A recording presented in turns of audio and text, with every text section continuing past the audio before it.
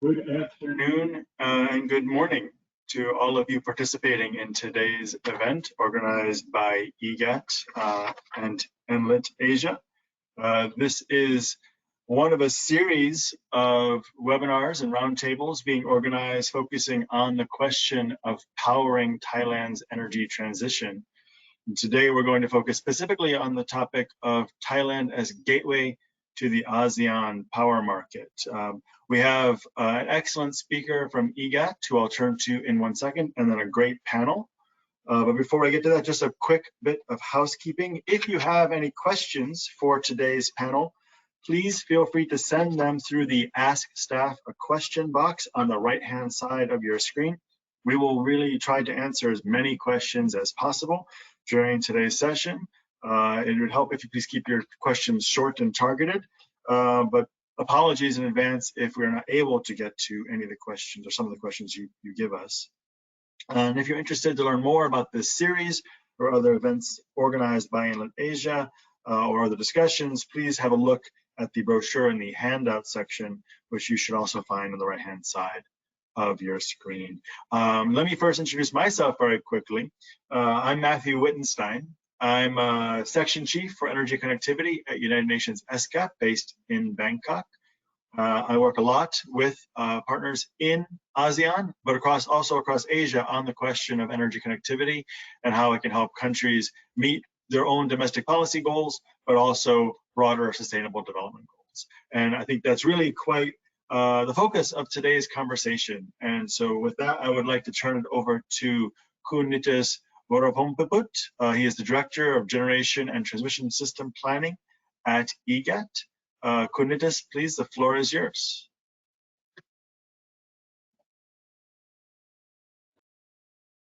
Ladies and gentlemen, good afternoon. It gives me such a great pleasure to deliver the presentation today on Thailand Gateway to ASEAN Power Markets. Again, my name is Nitus Voraphonpiput, Director of Generation and Transmission System Planning Division. Nowadays, the global energy transition is well underway. In this regard, the vital issue the sustainable energy development has been raised globally. Electricity Generating Authority of Thailand, or you know as EGAT, acting as the major power utility in Thailand, has literally realized and focused on the countermeasure in preparation for those changes. So the regional power grid could be the new opportunity that all could seize, as we do believe that Thailand could be the accelerator for such regional integration and create the mutual prosperity in the regions. Next slide, please. My presentation today will touch on the three main issues. Regarding first, grid connectivity would be described in order to show you the power grid and power trade development. Then, the future possible interconnection development would also be presented. The last, the relevant issue on the topic today, Thailand as gateway to ASEAN power market, would be defined. Next slide, please.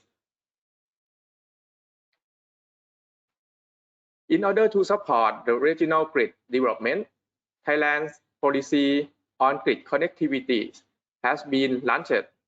The benefits of grid connectivity include energy security, energy access, energy resource sharing, investment cost saving, integration of renewable energy, and long-term decarbonization.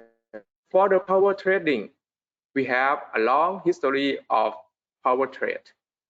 We started the first power trading on the bilateral trading, which is the main trading activity include the unidirectional power trade between EGAT and IPP in Lao PDR on the hydro power projects, which is around 5,900 megawatts. and the bidirectional power trade with TNB in Malaysia and EDL Lao PDR, or we know as grid to grid. After that, the idea of multilateral power trading was introduced through Thai-Malaysia Power Integration Project, or called LTM-PIP.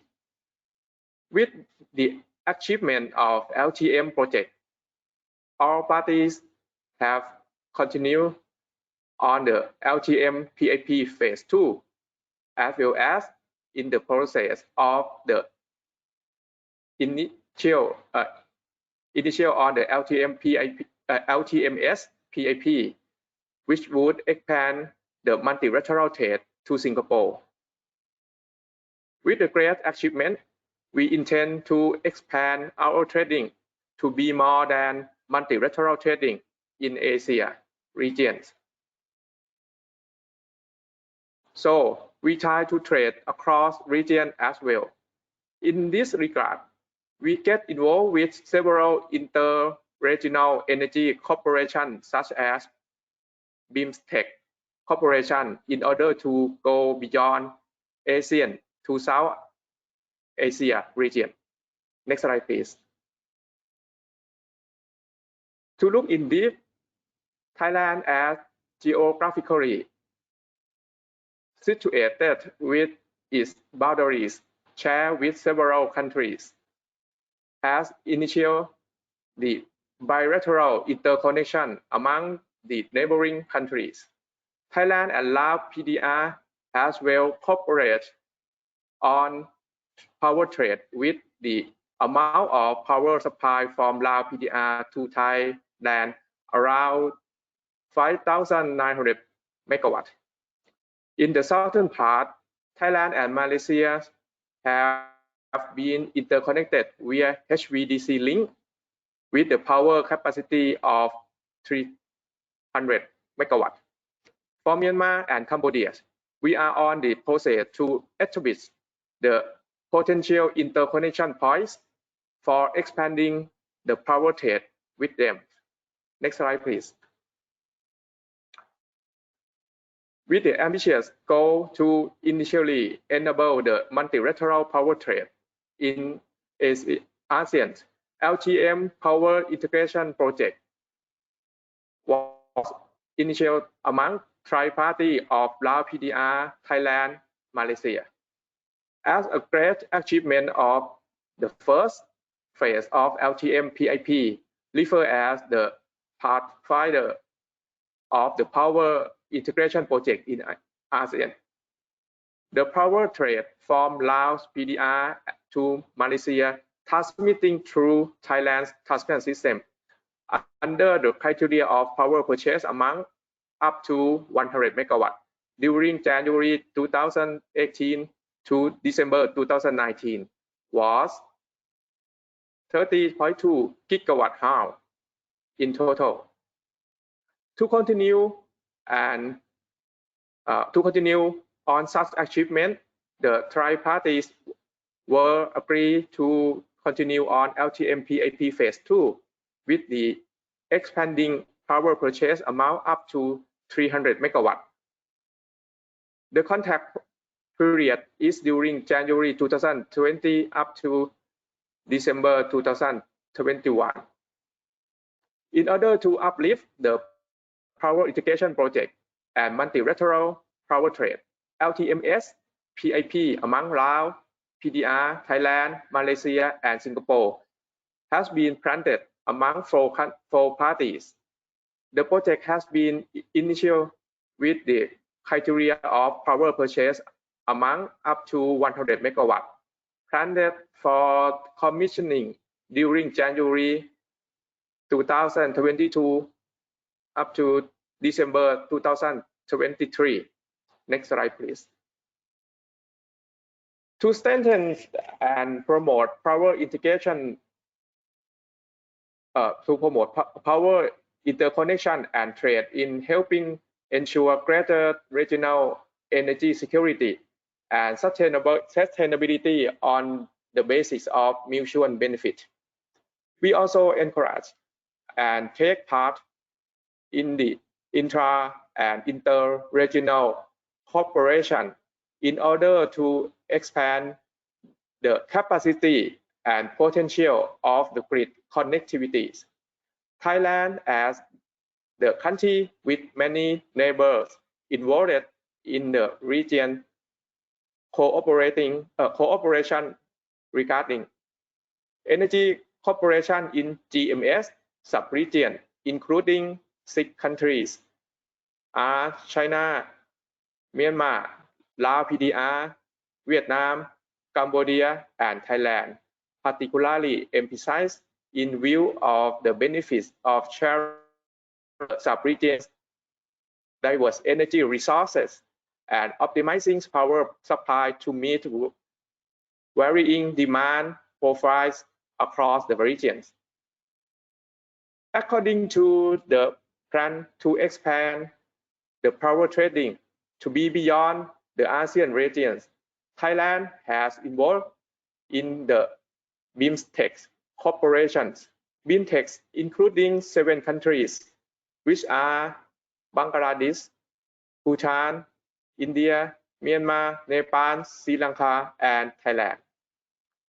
Regarding the trade cooperation within ASEAN region, ACMEX, acting as land bridge, linking economics and markets of 5 Mekong countries are Myanmar, Laos, PDR, Vietnam, Cambodia, and Thailand. Next slide, please. For the future step of cross-border interconnection, Thailand is working on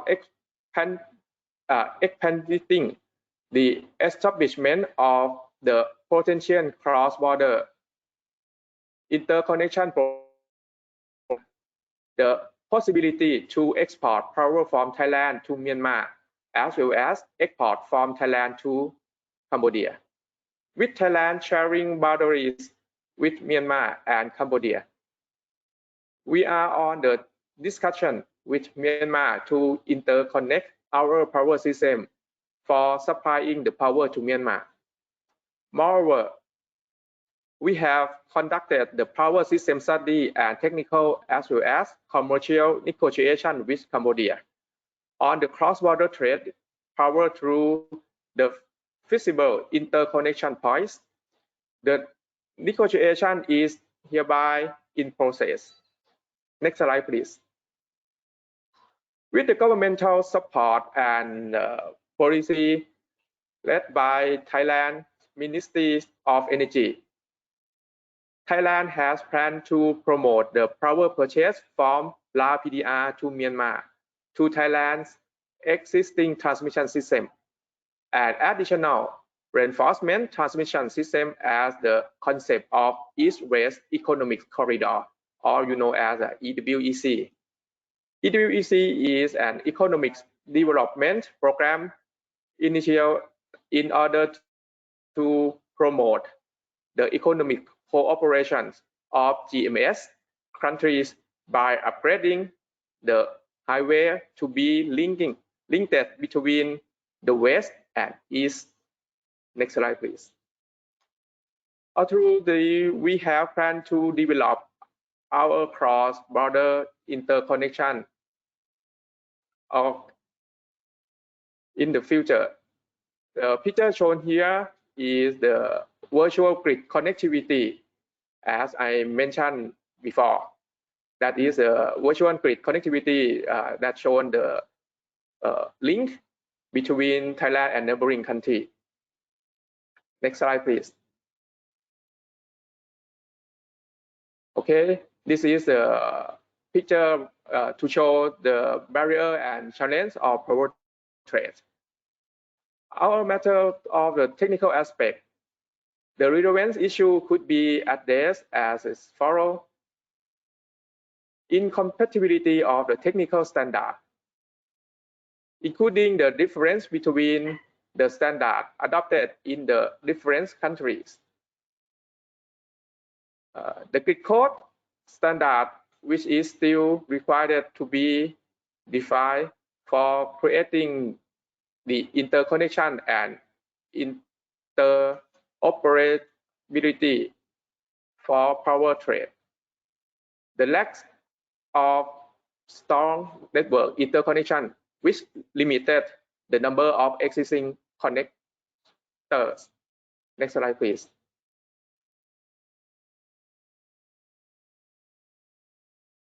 With the barriers are challenged on the matter of non-technical aspect. The relevant issue could be addressed as follows. Regulatory and commercial issue, especially the lack of clear defined trading rules, that there is no standardized approach to regional power trading. The policy issue that have the potential to restrict international trading. Trading and capacity building. Regarding the gaps in the knowledge and understanding.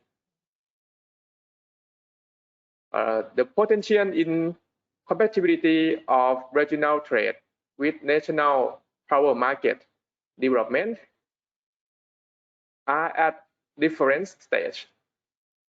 All boundaries that I have said and challenge are required to be tackled in order to move over and advance the power trade in the regions. Next slide, please. In the context of ASEAN power market, turn back one page, please.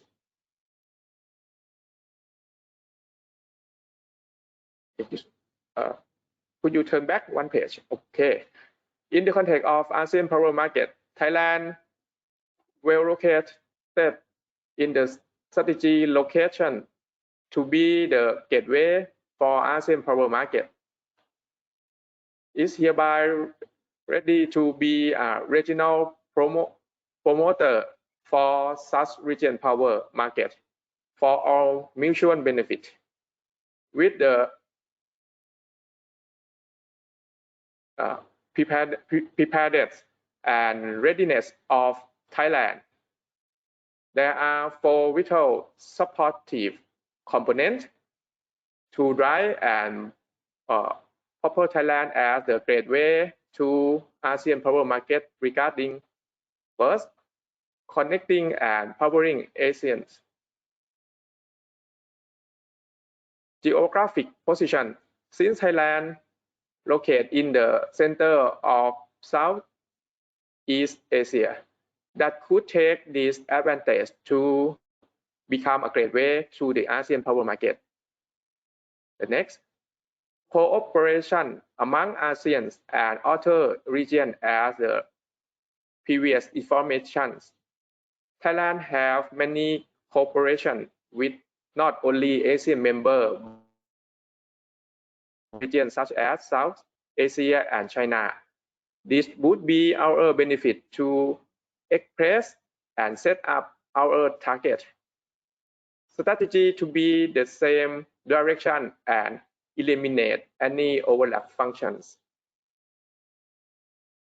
Second, technical standard include APG code, ASEAN Power Grid code, develop our national grid code and also regional grid code from GMS, cooperating aiming to set grid code to be the same standard.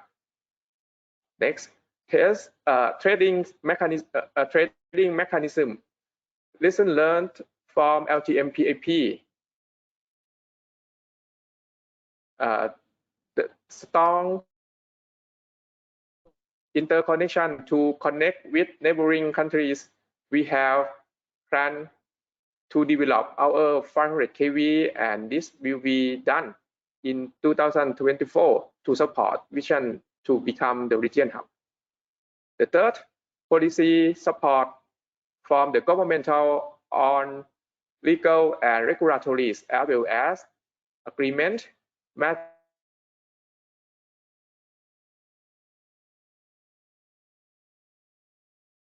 and toward becoming a gateway to the ASEAN power market. Capacity building on technical skill.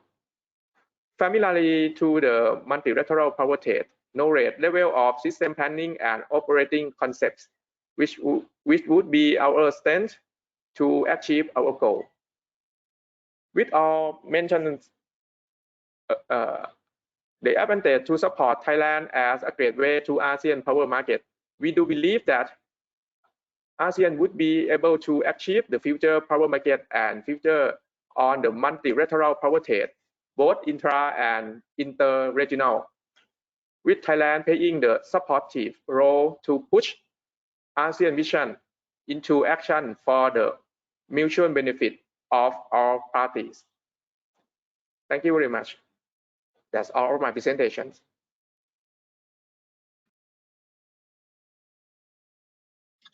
Thank you, Kun Nitus, for that really excellent presentation. Quite a lot of information there, quite a lot that I'm sure we can discuss. I'd like to invite our panelists to open their cameras, come back online, and we'll go through quickly giving each of you a chance to quickly respond and introduce yourself. So as I mentioned earlier, we have 3 panelists today to respond to and to discuss the topic at hand. I would start with Kun Cholawat Winichai, Vice President and Head of International Investment at RACH. Kun Cholawat, could you please quickly introduce yourself and respond in just a couple minutes to the presentation? Thank you. And thank you, Matthew. And first of all, I would like to thank you, EGAT and the organizer, to arrange this, useful, conference call, this one. And I think for us, my name is Shurawit, Head of International Investment for RACH Group. RACH Group is one of the largest IPP in Thailand. And then we are not only invest in Thailand, we also invest in Laos, PDR, Vietnam, Australia, Indonesia, and China. Totally roughly about 8,000 megawatt installation. And then for us, as the subsidiary for EGAT, we strongly support this activity for the gateway for Thailand. That's why we think it's good to arrange this meeting. Thank you, Kun Cholawat. I'd like to next introduce Hans Arnold Bredesen. Hans is the CEO of Nord Pool Consulting. Hans, please go ahead. Yes, thank you, Matt. And first of all, it's an honor to be invited to this webinar and talk on the potential for regional trade in ASEAN, and also then reflecting back a bit on our work in the region. So as a representative of Nord Pool, operating one of the major European power exchanges, we are proud of our achievement over the last almost 30 years of operation, where we have taken a key role in the development of the European market. But I'm also here maybe as a representative of Nord Pool Consulting, being allowed to take part in market reforms around the world for the last couple of decades, stretching from China, India, Southeast Asia, Southeast Europe, the Gulf states, as well as Eastern and Southern Africa. And for many of these, I have been fortunate to take part of the market reform from the early stages of market design to the implementation, operation, and further development of these markets.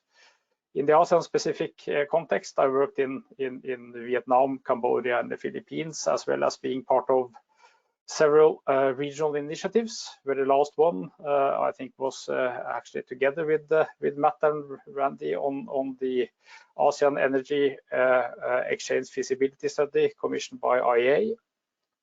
And I've also been allowed to speak at many ASEAN meetings and workshops over the time.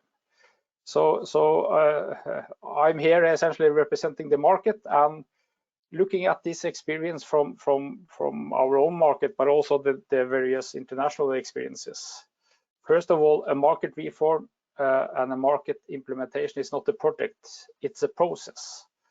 Looking at our experience, we have been, as I said, operating a market for almost 30 years, but we are still developing, enhancing, changing our market on a daily basis. So this is a process that is ongoing. And another key learning point is that you as a region embarking on the market reform, you shall of course learn from more developed markets, but you should never copy.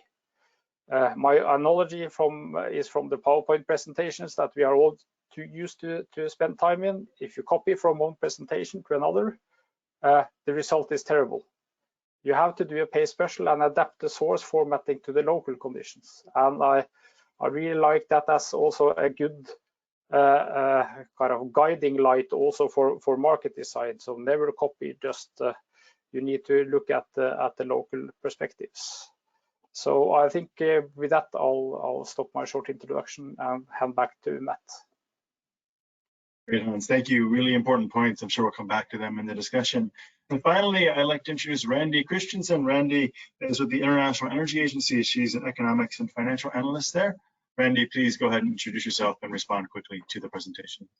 Thank you so much, Matt. And thank you to EGAT for allowing me to participate in this. Also, I really want to say in general, thank you to EGAT and Nitus for a very good collaboration. So IEA and EGAT has a long history of collaborating. And I think in general, the way that EGAT is showing immense initiative and leadership on this topic is really important. So I work within the International Energy Agency in renewable integration and secure electricity. And regional market development is certainly a cornerstone in these aspects, because integrating renewables and expanding your markets enable one another. So the fact that EGAT has this focus on resource sharing is going to make ASEAN in general a more prosperous and effective, efficient power market. And we, at the IEA, we work with both Thailand and other Southeast Asian member states, but also on a regional level. So as Hans alluded to, in 2019, we published a study on enabling multilateral power trade in Southeast Asia. And not to bring too much of a spoiler to the report, but I think the general conclusion there is that multilateral power trade is indeed feasible. There are some conditions that need to be met, and I actually think that Nitus was really good at hitting a lot of those enabling factors in his presentation, like capacity building, build out of grids, and also the need for standardization across the region. I think that is all for me for now. Thank you, Randy, and thank you all. Now, I have a bunch of questions that I put together in advance of this, but also while listening to you all talk, a few more occurred to me. But I see we already have one question from the audience, so perhaps I'll start there. Just as a reminder to the audience, please feel free to ask questions in the chat box. We'll get to them in order that they come in. But to start, the first question is to Nitus. The question is regarding the barriers and challenges addressed to be considering factors in regional power trade. What, in your view, are the most important factors, the ones that are most urgently in need of addressing in order to allow Thailand to become this gateway to the ASEAN power market? Nitus, please go ahead. Questions. In order to support the establishment and development of the region power market and trading, I think the human resource can be referred as the most important factor, since all could not be created without manpower. The human capacity is strongly required to be standardized and upgraded to be skillful and have the literal comprehension, as well as realization on the mutual benefit and ASEAN goal in creating such regional power market. In addition, all relevant elements, both technical and non-technical issues, are also needed to be well developed and lie out the the sustainable structure for the future, so that the expertise are required to create such infrastructure and know-how for ASEAN member countries. The capacity building is regarded as the process of developing regional strength and sustainability, which could be the most significant factor to drive the ASEAN vision and also narrow down the knowledge gaps between member countries. Thank you. Thank you, Kunal. This is very important point. Something to keep in mind throughout this discussion is that in the end, this is a human endeavor. This is about people coming together to build a bigger network, to trade power, to build new machines, to build new generation. If you don't have the capacity at the human level to do that, the endeavor will fail. So I think it's a great response.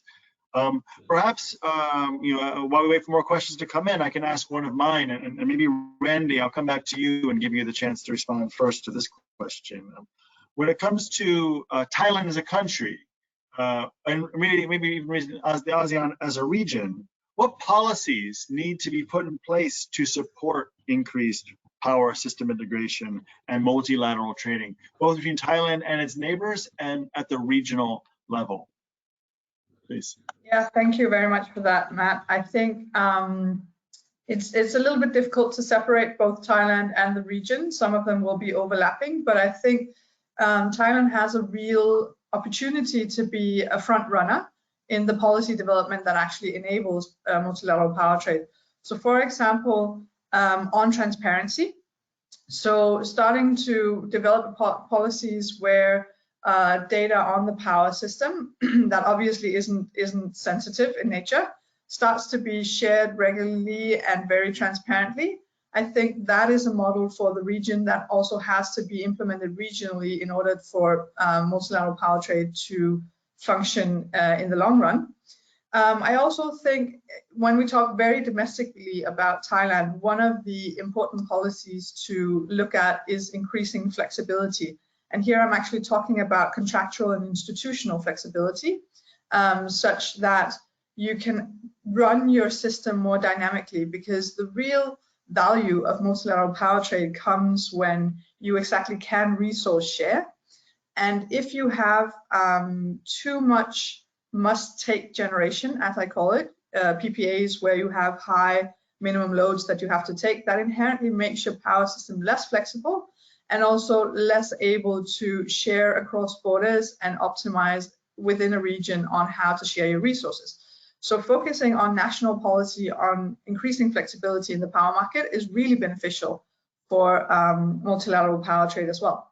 Then one last thing I want to say nationally that I think Thailand is already doing, but is important, is also aligning the renewables development and grid development with multilateral power trade, because these factors are enabling each other, so that you should see them as an ecosystem. That you obviously need the institutional setup for multilateral power trade, but the renewables increase the value of that institutional setup, and you need the physical infrastructure, both nationally, a strong national grid for wheeling, but also strong cross-border transmission for actually exchanging the power cross-border wise. When we then look at the ASEAN level, I think building up institutions is super important, because institutions in the individual AMS, and especially in Thailand, are being built up and the capacity is being built up. But making sure that you on a regional level don't, let's say, run away from each other capacity-wise. So for example, for the regulatory network, AERN, in ASEAN, it's really important to share some capacity building there as well, so that these institutions that are going to ultimately enable multilateral power trade starts to be built up as well. Then I think obviously the cross-border infrastructure is important, which is already being looked at through the ASEAN Interconnection Master Plan. But for Thailand, who's actually been so good at building cross-border power lines, I think it's important on a regional level to share experience on how to actually build them, so that other AMS can learn. And the same comes in the sense of the LTMS. It's such an important pathfinder for ASEAN to start to have multilateral power trade, but it's important, in my view, for Thailand to keep taking this leadership role of making that effort more dynamic, so that it's bidirectional. It's the volumes can go up and down more easily to be a more dynamic trading model, and also within ASEAN and within a closed group of trusted members, start to share some of the details of how that initiative works, so that AMS that are not currently participating in that project starts to get used to the thought and understand how this potentially could evolve to cover more of the region. So I think that's where I will stop my answer. Thank you. Thank you, Randy. Yeah, and a really, really helpful answer. And you touched on something that I want to build off of, which is this question of the LTMS and how that's evolving. Maybe first I'll turn to Hans with a question, and then perhaps I can turn back to Nitus as well to follow up on this particular question, which is that Thailand and the other countries that surround it, and really other countries in ASEAN in general, have really very different market structures domestically. You have countries that are fully restructured, where everything's liberalized, and you have countries where everything's still vertically integrated and all within one entity. And then, kind of a mix of things in between. So Hans, first, in your perspective, what are the implications of these different market structures for this ambition to be a regional hub? Yeah, thank you for that. I think also stepping a bit back, let's say piggybacking on what has been said already as well.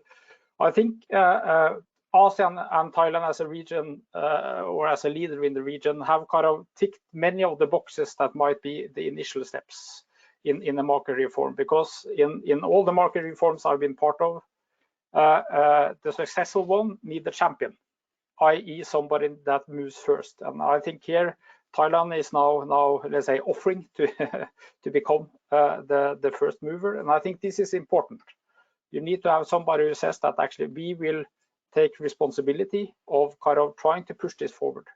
So that is important. You also have the benefit that the ASEAN region have rather strong regional cooperating bodies already established, which is also what you can see as a barrier if you look at other regions trying to do the same. So you got all the ABGs, the regulatory cooperation, etc. So you have the meeting places where the harmonization and the work on that can be discussed between the member states, and they have established these kind of cooperation. And then of course what you allude to, Matt, in your question is, of course, we can all agree that we want to get to a point where this is a fantastic new regional market, everybody cooperates, but how do we get there from very different starting points, which is always the issue with the market reform. Both that the structures in each of the countries look different. So as you say, some are totally vertically integrated, some have fully liberalized. Then of course you got the capacity, which I strongly believe is a very important aspect in any market reform. And then you have all of these small barriers. And I think my key input to this is that you need to start somewhere.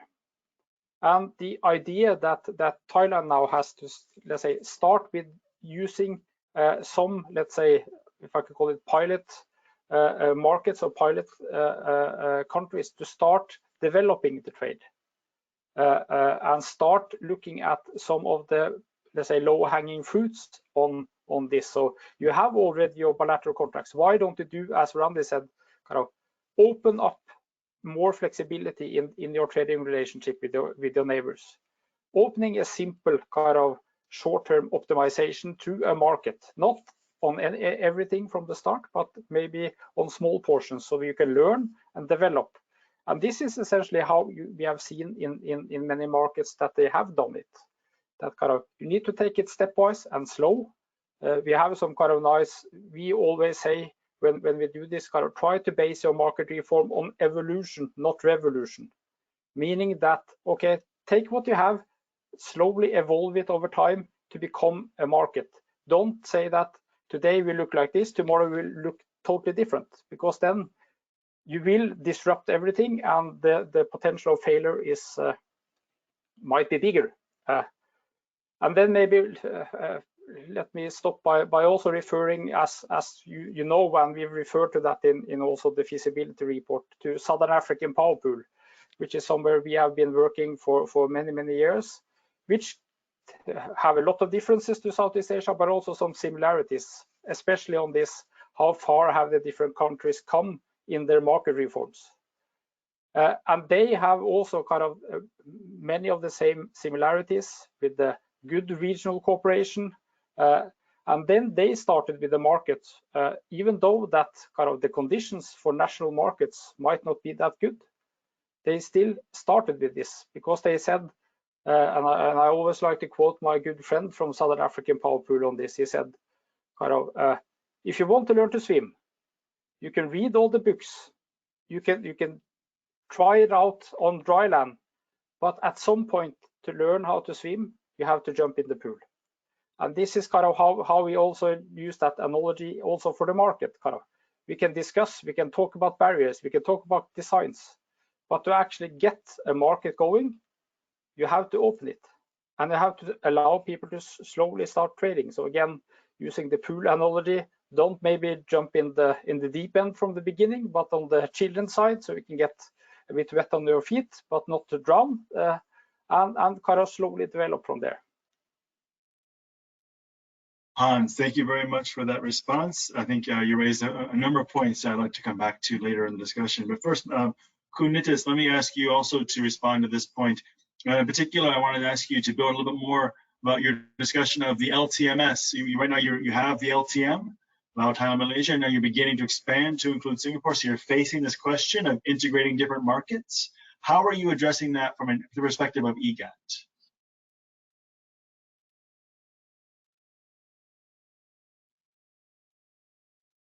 Did you catch my question, Nitus? I think you're talking about the LTM project and LTMS project, right? Yeah. Okay. I couldn't quite catch your idea about the question, but I think you asked me about the benefit of this project, right? Yeah, the benefit, but also the challenge of now adding a new country to this existing project. Yeah. So the LTM project and the benefit of the LTM project is about you can see the LTM to expand to the LTMS, because we would like to encourage the member countries to have the mutual benefit of the resource sharing. So as you know that the mostly power generation in Laos are clean, no CO2 hydropower project mostly produce electricity in Laos. So the member countries such as Malaysia and Singapore can have the option to select the clean energy via interconnection. So even that is starting point from Thailand, we buy the electricity from Laos, and then we expand to LTM. So now Malaysia also can buy the clean power from Laos. So that increase the option. Malaysia not only can buy energy from Thailand, also buy energy from Laos, PDR too. So this benefit expand to the LTMS. In the future, if this project success, you can see you will see Singapore electricity market can have the clean energy in their market. Great, thank you, Nitus. And actually, let's talk a little bit more about this question of generation and what it is to be trading power across multiple countries. Kun Cholowit, I'd like to ask you since you have experience working in many countries in the region and have different types of investments, increased power system integration, cross-border power trade, it opens up new markets for you, but also brings more competition. So what are the implications from your perspective of a larger, more integrated and more competitive regional market on investments in generation, especially merchant generation, and maybe even especially renewable generation? Please, Controller. And thank you for the question. I think first of all, regarding the Thailand is a good location as well as the creditability of the EGAT. That's why the implementation for energy trading is, have the backbone to implement. And moreover, the cross-border trading between Thai and Laos about 5,000 something megawatt. That prove okay, Thailand is a good way to connect for the resource sharing between each country. And right now, it's connect to Malaysia and will expand further.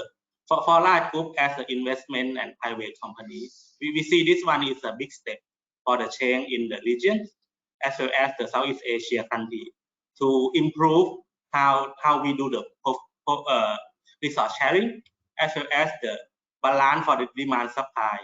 As you can see, some countries have the lack of the supply like the Myanmar and Cambodia, and some countries like the have a resources a lot like the Laos, and that's why we think that the trading hub should be the good spot for everyone can have the win-win situation. And then as a private company, we see a lot of opportunity, not only the investment, but a collaborative with the EGAT and the player in the market to implement this one, quicker. Regarding the economic of speed is very important. Right now, it's to do a good job and good foundation for this one. And we see as a private company, we will support EGAT and other players to implement this one quicker and then successfully. That is our thinking and can sharing this one. As we invest in Australia, that is a merchant market, as well as the Vietnam that becoming to the merchant market in the near future. We see this one is it's a win-win situation for both the generator and the consumer. The merchant market finally it will reduce the price regarding the competition in the player. That's why we see the opportunity to enhance the value for that one. Thank you, Kunchulawit. Very, very helpful answer. I see we have another question from the audience. This is directed to Hans. So Hans, please, if you don't mind. From the perspective of the Nord Pool market, what are the challenges and lessons learned that you saw in the creation and development of that market? And in particular, are there any first steps that you can point to that really led to the successful creation of the Nord Pool market? Yeah, thank you for that question. I think I touched upon it in my response earlier, but kind of I probably shouldn't say it like this, but you need I shouldn't say a crisis, but kind of you need a trigger, kind of, and our trigger was actually from the Norwegian side, that we saw that the power sector was extremely uneconomical. So actually, maybe a fun fact, but our market reform of the power market didn't start from the energy kind of ministry. It started from the finance ministry in Norway, because we saw that there was a lot of lost opportunities.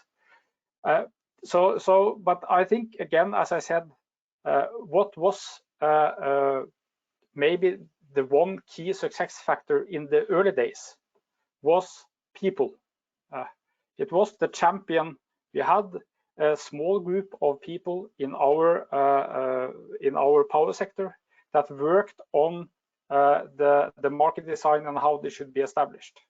So here it was kind of representatives both from the TSO, from academia, and also from the political side that were able to kind of develop a market design that tried to, let's say, cater for all the different aspects of market reform. So I think that is one of the key learning experiences from us. Also that Nord now is it's a European power exchange. We started as a Norwegian power market. It took us 7 years from we started as a national market in Norway until we covered the whole of the Nordics. So again, this stepwise evolution, not revolution thing will take time. You also need to accept that even though that you want to create a market tomorrow, you probably need to allow this to take some time to allow essentially the whole sector to adapt, because I think it comes back to the people element again. Even though you got some clever people say that this is the design for ASEAN, it doesn't help if not every player, and now I mean not only traders, but I think traders, TSOs, regulators, politicians all need to have the same basic understanding of the market, because otherwise somebody will come in and try to disrupt it at the later stage. So you need to bring everybody with you. And based on that, so the experience means that what we have learned now is that this brings us a higher social welfare and a higher security of supply now that we've done this. And the utilization of the differences between the Nordic countries was also one of the key success factors, exactly the same as you have in ASEAN. Some countries or some regions are hydro-based, some are more thermal-based, some are better for wind and solar. If you put that into the same market or in the same mix, it's much easier to get an efficient and economical dispatch coming out of this. So this is also the key learning points, that first of all, it will take time. You need somebody who's brave enough to say that, hey, I'll fix this. I will go in the forefront, like maybe Nitus. He is now a spokesman for driving this, and this is very important. But again, it will take hard time. You will face a lot of challenges, a lot of opposition, because when you are changing, let's say, an industry, people don't like change. So, so it's going to be a hard work. Yeah. Thank you, Hans. I think really helpful answer there, and also I think quite interesting to see that even though there are differences, there are many overlapping issues between what seem like very different regions. So that's really important to keep in mind.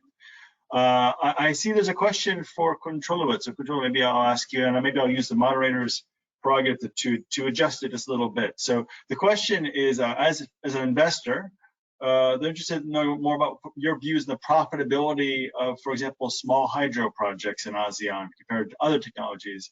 I might reframe it a little bit. From your perspective, what makes more sense these days? Is it about small projects, small agile projects, or is it about large, big-scale projects? And what makes more sense in a regional context?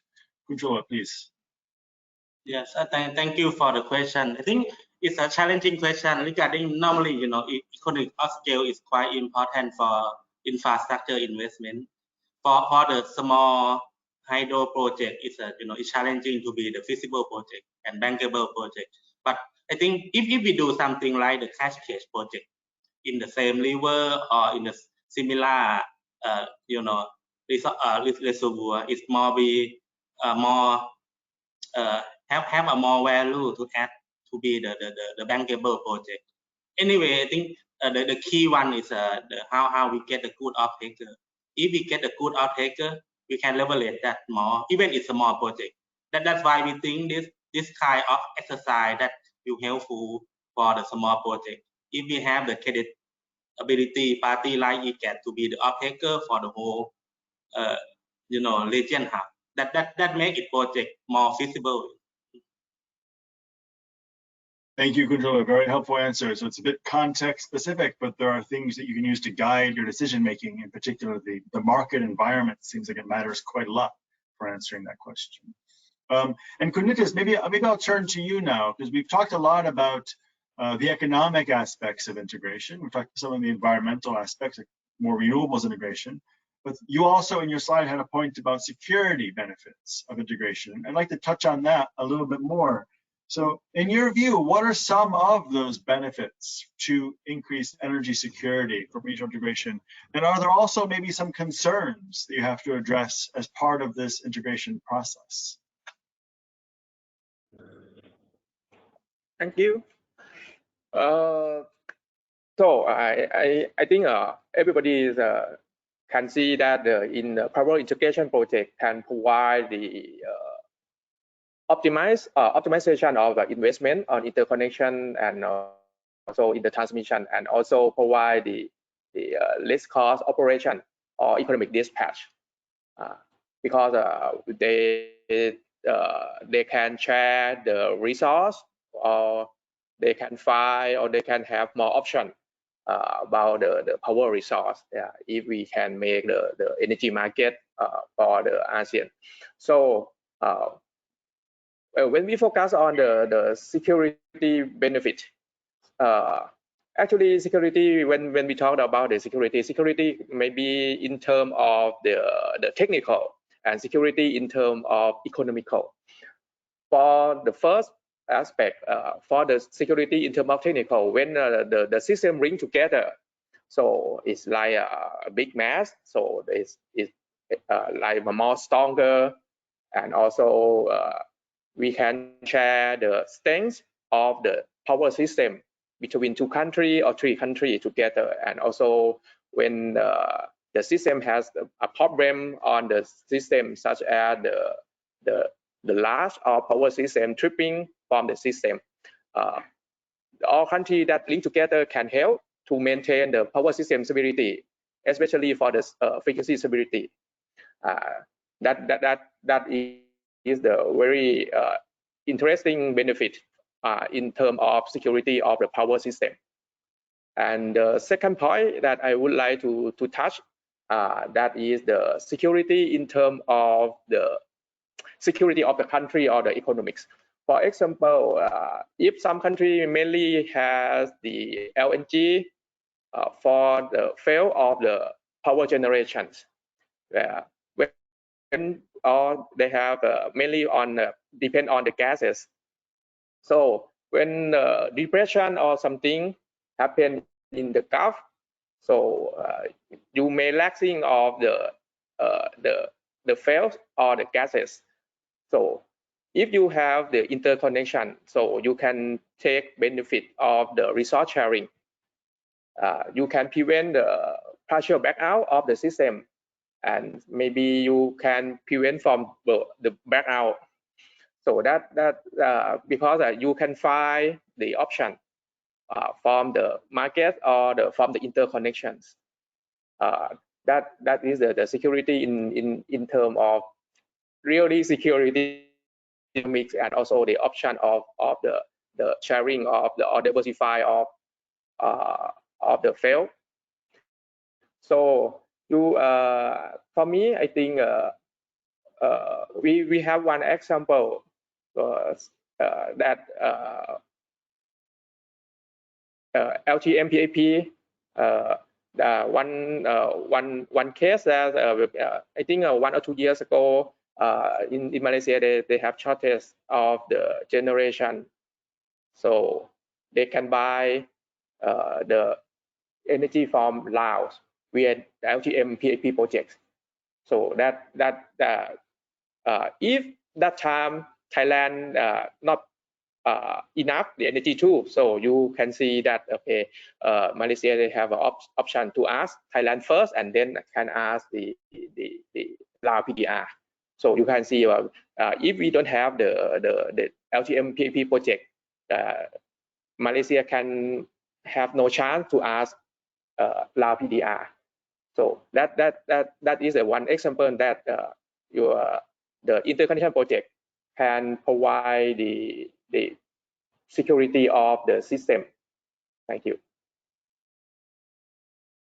Thank you, Nitus. I see we have another question in the chat box. So let me go ahead and ask this. The question is, when comparing Europe to ASEAN, European interconnection is very well established, and there's now lots of interdependencies between the European countries. But if you look at the ASEAN situation, countries have seemed to be more self-sufficient. And so in the view of the question, this is a barrier to integration in ASEAN. And maybe Hans, let's start with you. Could you talk a little bit about how it's evolved in a European context, about this, and address the question of interdependencies? Yes, but totally correct the question from the audience, that of course in Europe in general we are very well interconnected, which brings a lot of opportunities for trade, but also is as alluded to here, is that we are also then very integrated, let's say, and dependent on each other on a lot of or in a lot of aspects. So maybe I'll let Randy talk about that later from a TSO perspective, but this is also why, again, I say don't copy.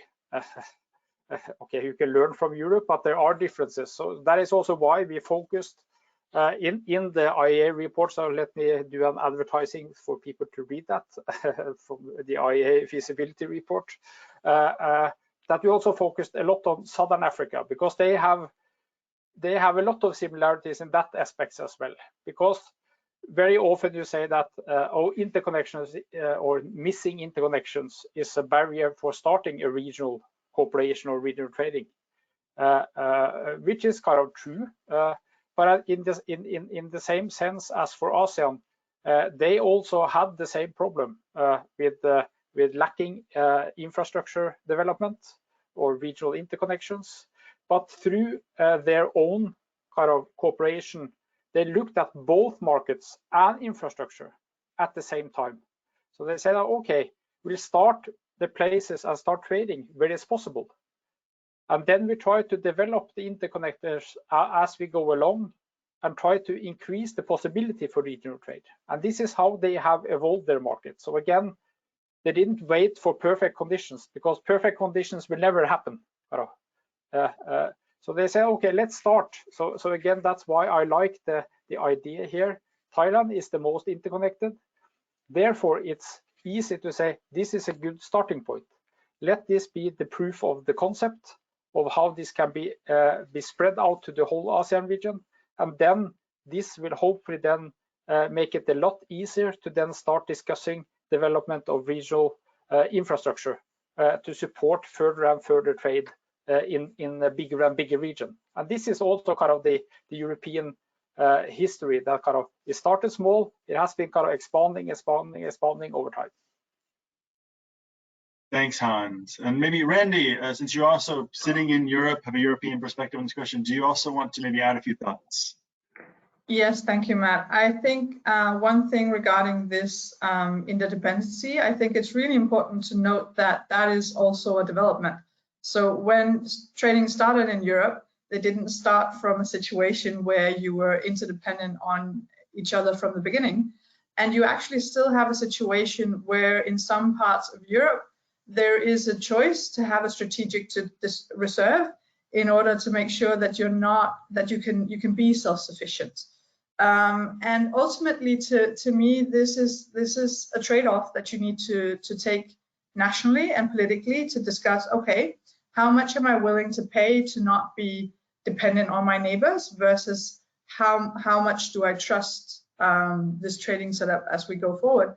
And most likely, as things evolve, as trading proves stable over years, and I'm not talking months here, I'm talking many years, this need to have your own self-sufficiency decreases, and thereby also creates more efficiency in your system. That's what we've seen happening in Europe. We've seen these individual governments, because we need to understand or remember, as Europe, as ASEAN, actually consists of sovereign nations.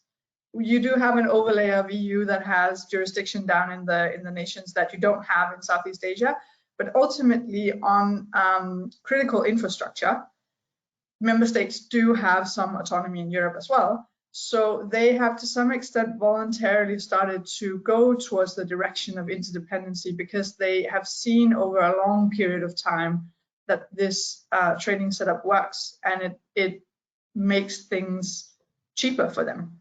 And I think there's a potential for the same thing to happen with ASEAN, and I'm definitely not saying abandon your self-sufficiency to start with.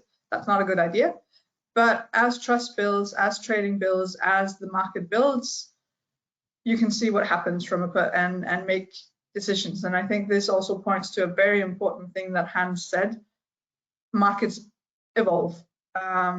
In the US, in Europe, in South Africa, in Latin America, markets are not static. They will never be static. They evolve with changing political environments, new technology, and so on. Thank you, Randy. Really excellent addition to what Hans was saying. And maybe since you have the European perspective, perhaps we'd like to get a perspective from the ASEAN side as well. Kun Cholowicz, do you have any thoughts about this question of interdependency and relying on your neighbors for security and for power? Good question. I think this one is a trade-off issue, But anyway, any plan have two base case and have the contingency plan. Each country have their own strategy about this one. But for the mutual benefit, that's why the key one is to set the backbone first. It should be adopt step by step. We are not the European. Everyone have their constraint, and if we adopt step by step and know the constraint for each country that and find a mutual way to grow to that might be the good step to go. Thank you, Kun Cholowicz. And Kun Nitus, do you have any thoughts to add to this? Very, very good question on this about the independency and sustainability. I think from my opinion, let's think about it. If you have one country that have potential of the hydropower, so it's better, okay, you have enough power to generate it. But during the dry seasons or El Nino, so you cannot have enough water to produce. So you can see that in theoretical and also physical, no country can depend on the one kind of the fuel or one kind of the power generation type, such as LNG or coal or whatever, because no country they have enough of all kind of fuel or all kind of the generation as a hydropower. So that is the reason why we need interconnections. That is the reason why we need resource sharing.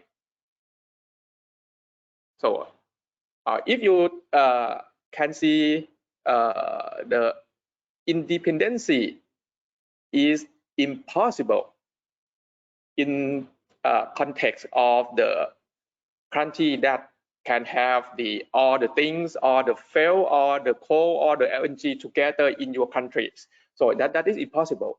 So you can see that, okay, in ASEAN we have hydro in Laos. Maybe we have electricity from LNG and gas from Thailand. We can share from each other. So from my point of view, sustainability is good thing. Every country need to sustain themselves, but in reality, it's very hard.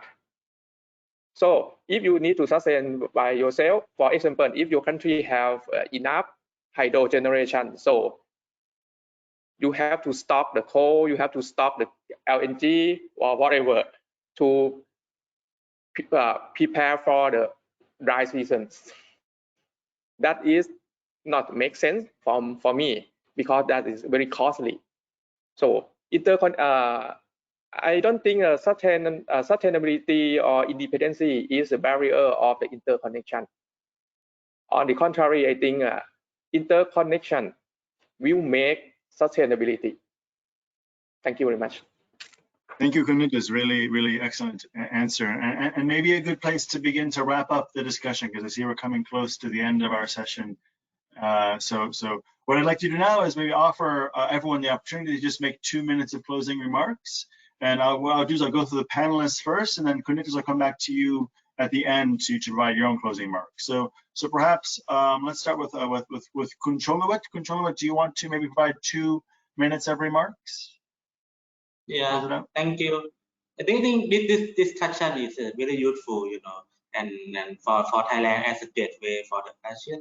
And then I think the EGAT do a good job how to implement it from Laos to Malaysia, and in the near future we'll go to Myanmar and Cambodia. That is the good plan. And as a private company, you know, we highly strongly support for EGAT and then the player in the regions to make it happen, because I think it's a win-win, you know. We will have the good off-taker, we will have the good system and resource sharing for each country.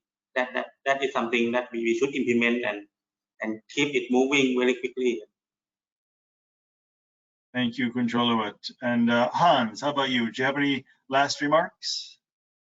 Yes. So I think, again, to emphasize, I think what I've said before, kind of. So market reform will be a process, not a project. It will require you to take steps. It will take time. It will be based on kind of an evolutionary process.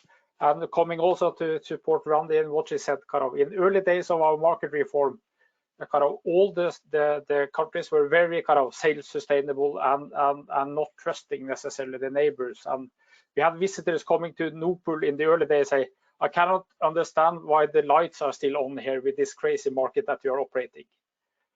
However, if you look now after kind of 25 or kind of from on the European perspective, let's say 10 years after the big European market coupling have started, now NSOE, as the representative of the system operators, is saying that the regional market by itself is increasing the security of supply for Europe.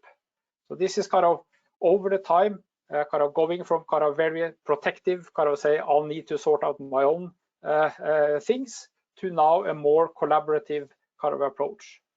And I think the testing is essentially the key thing here, is that open the market slowly with small portions, see if you can trust your neighbor. Okay, allow some power trade to go from the neighbor into your system or vice versa, and see that it works. If it works, move on. If not, try to fix it. But it's also important to remember that trust, that is a basic for all of this, is something that you have to earn. You cannot decide to trust somebody. You have to actually earn that trust, and that will take time. So again, bring all on board, all stakeholders, also member states that not necessarily participating from the start. Allow them to learn and listen in. And I'll stop with my African kind of vibes here. Say that I said, how do you eat an elephant?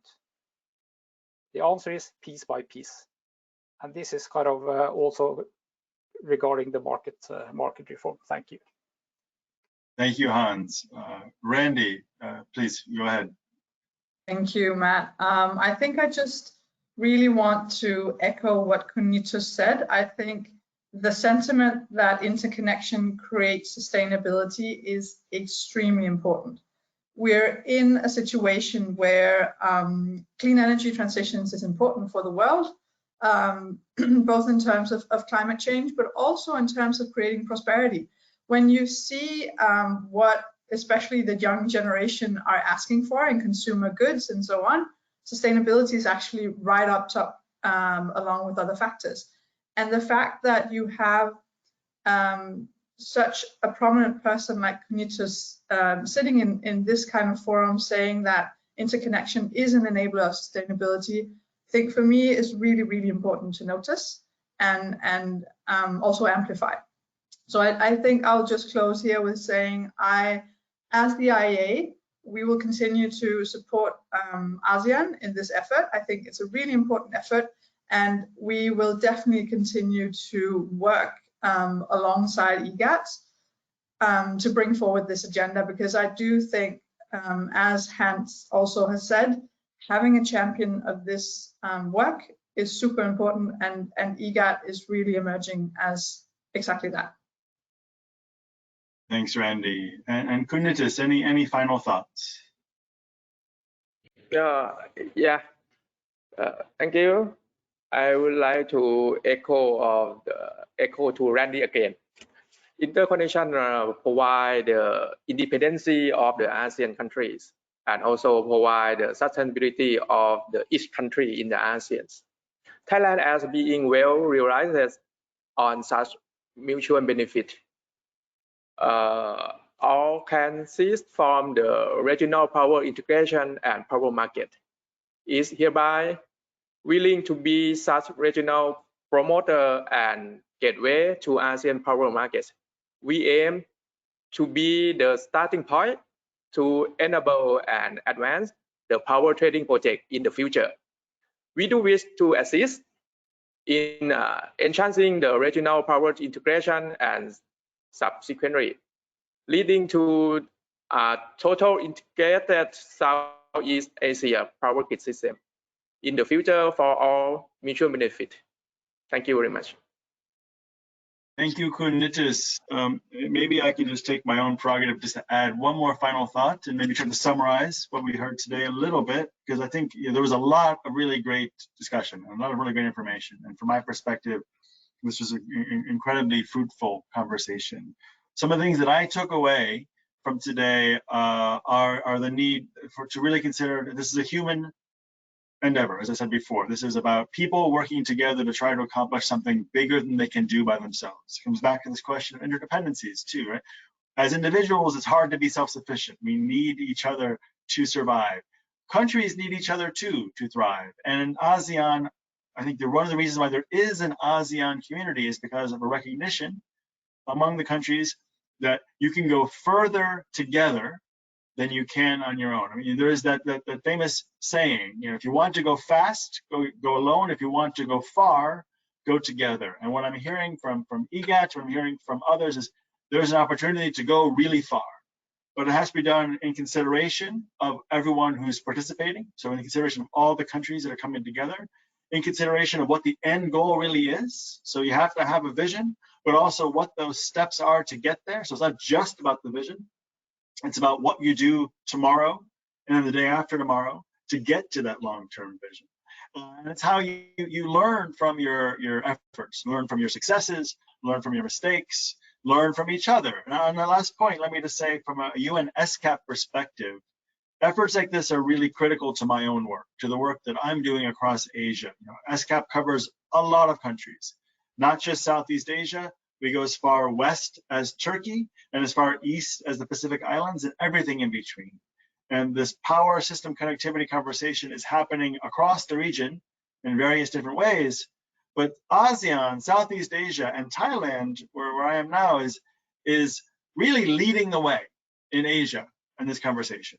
So not only can we learn from the European experience in an ASEAN context, Asia can learn from the ASEAN experience in their context. And so I think it's really important to consider this is just the beginning of these types of conversations. And hopefully we'll have many other opportunities to continue to talk about this. Hopefully we'll have opportunities to do it in person in the coming months after we've gotten through this crisis. I'm glad to see that everyone though is safe and healthy in your respective homes. I hope that is also true for the audience. I want to thank them for the questions. I want to thank all the speakers for participating. Kun Cholowicz, Randy, and Hans, thank you so much, especially Randy and Hans for getting up so early to participate in this. Kun Nitus, thank you for your interventions. Thank you to EGAT for organizing these events. Really important topic, really great that EGAT is taking such a positive role. And thank you again to everyone for listening. I will end it there. I will just say, just for the information of the audience, that these events will continue. If you look at the information in the PDF attached to this conversation, to this channel, you can find out more. I believe the next NLET Asia will be taking place in Jakarta in September of next year, September 28th and the 30th. So you can look at the website for more information. Hopefully that'll be an in-person event and we can all see each other in Jakarta next September. And in the meantime, please everyone, be safe, stay healthy, and hope to see you all again soon. Bye.